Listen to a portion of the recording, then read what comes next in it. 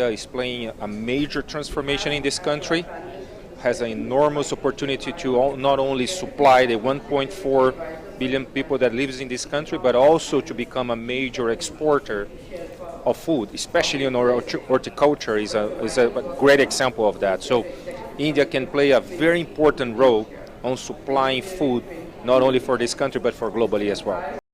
Hi everyone, it's a bright spring afternoon in Delhi. Flowers blooming all around, and what a better day to speak to the President of Crop Sciences Business of Bayer and a member of the Bayer board. Welcome to India, Rodrigo. Great to meet you. Thank you very much. Excited to be here finally and to meet our organization, the farmers. It's a wonderful week for me. I'm really glad to be here. Today morning you went to the Forward Farm near Delhi and met up with some entrepreneurs, agri-entrepreneurs and some farmers. How was your experience? It is amazing, and it's impressed to see real life the transformation that India is going through. I read many articles about India, I saw some of the videos, but being here and talking with the farmers, with the Better Life Farming Centers, entrepreneurs, it's amazing. India is about the present and I bet the future of global agriculture, and it's nice to see the transformation that's happening in terms of the growth, in terms of the digital transformation, how inclusive is this transformation that is bringing smallholders, farmers to the equation. So it's really great to see that transformation happening here in India. India and very many similar markets like Bangladesh, Brazil, Indonesia are markets for smallholder farmers, right? Smallholder farmers. Mm-hmm. How do you think, and we've, in India at least, we've worked with them for 125 years. Why do you think farmers like to work with Bayer for so long? It's interesting. I come from a smallholders, right? My grandfather and my father, they had a very small citrus farm in the countryside of Brazil. So my early days, that gets me to my early days when I was 6, 7 years old, working in that farm and on that operation. If I would say that the small farmers, even more important, they need the support of a company like Bayer, like us. They need innovation, they need technical information, they need support. Probably they have more needs than the large operations. Large operations, they are able to have their specific agronomic support and so on. So the smallholders, what I see is that, first of all, they are a very important part of the equation of the food security globally, and they have a big need in terms of innovation, again, in terms of support and other things, and we can help a lot. And if we help them to be successful, we're going to be successful, as simple as that. Yeah, absolutely. Sustainability is at the core of our business strategy, right? Mm-hmm. And there's been a lot of discussion around sustainability and ESG across the world. What's your take on sustainability and profitability? How do they go hand in hand? No, that's a great question. Allow me to do one step back here, because one of the things that is impressive that I've heard many times in Davos and many other forums is that there's two major challenges for the society globally. Food security and climate change. Both are equally important. And I dare to say that without food security, you don't have peace, you don't have other things. So food security and climate change. The beauty is that agriculture is part of the solution for both. And that's where we see food security and sustainability coming together. So first, we, Bayer, we can help the farmers drive higher yields and produce more with less land than today, or addressing food security at one hand, but at the same time with the new techniques, with the new support, the new approach that we are using in terms of regenerative agriculture, these farmers will be able to help the climate change, reducing the emissions and even sequestering carbon on the soil. So it's a very interesting element that agriculture can bring, producing more and addressing food security and conserving more at the same time, helping climate change. That translates exactly the same to our business and to your question. We can drive higher profit and more sustainable, because sustainability for us is in the core of our business. It's what we do. Our R&D, all our investments are done for bringing products that will help the farmers to produce more and conserve more. And that's exactly what we are driving here at Bayer today. Great. Also, this sector is now, as any other sector, has its own share of challenges. How do you see this in the next couple of years or maybe a decade? We have a lot of challenges, and climate change is one of them. Geopolitical, right? So with the war in Ukraine, the supply chain challenges that we face it. But one of the key challenges that I see is the speed of change. The food system needs to adapt, right? So it's not enough that we produce more anymore, but we need to produce more and conserve more at the same time as we were talking about sustainability.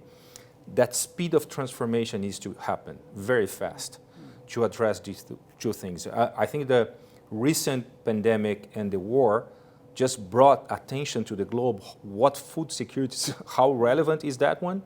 But at the same time, we are seeing every day here in India or in other places drought or flood. So climate change is real as well. So I think that if I leave one key challenge is the speed of the transformation. We need to promote that speed and move faster to address these two challenges that we have. Great.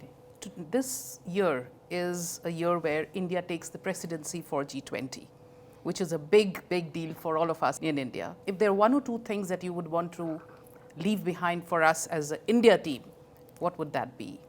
It's amazing. One of the things that I feel about India that it's really impactful is the talents that we have in India, right? The workforce in the future, more than 20% will come from this region. And the amount of talents that we have here in India, it's amazing. So I think that India has an opportunity not only to transform the country and to continue to transform the country, but also to export talents to the globe.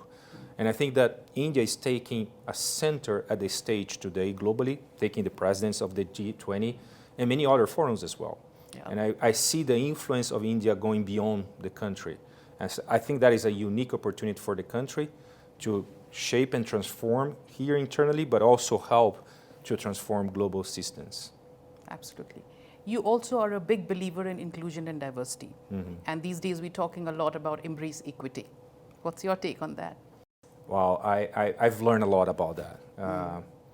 This is probably, if I would think my last 6-7 years, that's probably the topic that I've learned the most. I love to go deeper on the unconscious bias and understand that one and deep dive. And it's clear for me that more than ever, it's very clear that with a higher diversity, we're going to have better results. We're going to have a better work environment, more creativity that will address the challenge that we have. So that brings that one. So all sources of diversity, right? So in terms of gender and all the different elements that we have, including geographically as well. So that will help this organization to strive. And that's why it's so important. I'm proud about the progress that we did, but we still have a long way to go.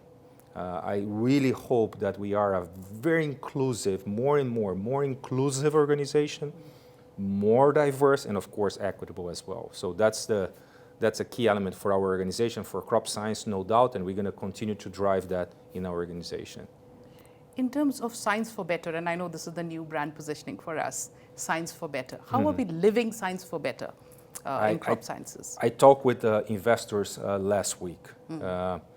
And I share with them that R&D for us, science, is the heart and soul of our organization. Mm-hmm. We invest more than 2.6 billion euros last year on R&D, on our platform, on genetics, on biotechnology, gene editing, crop protection, biologics, and digital, all of that.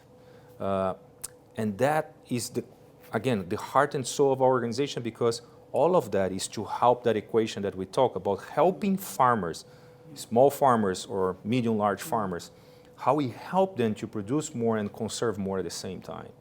And that is based on science, innovation, technology, and that's what we are about. And I'm very proud about that one, the work that we have everybody doing every day on transforming and shaping the future of agriculture. It's amazing. Fantastic. If there is one message that you would want to give to the India team of Bayer, what would that be? Well, that's a good one. So let me address specifically the team. So to the Indian team, for all of you, if you are working, independent of where you're working here in India or which department that you are all part of shaping the future of agriculture here in India and globally. So you are living our vision of health for all and hunger for none. So thank you a lot for your commitment, your work every day on that one. And always remember that, independent which function you are or where you are in India, you are integrated with our vision and you are making a huge difference for this country and also globally. So thank you very much. Thank you. Thank you for your time today, Rodrigo. I know that we missed you last time in person, but this is fantastic to have you in person. And it's always inspiring to talk to you. Thank you so much. Thank you very much. And thank you for having me here in India. It's amazing to be here. Thank you. Thank you, everyone, for watching this.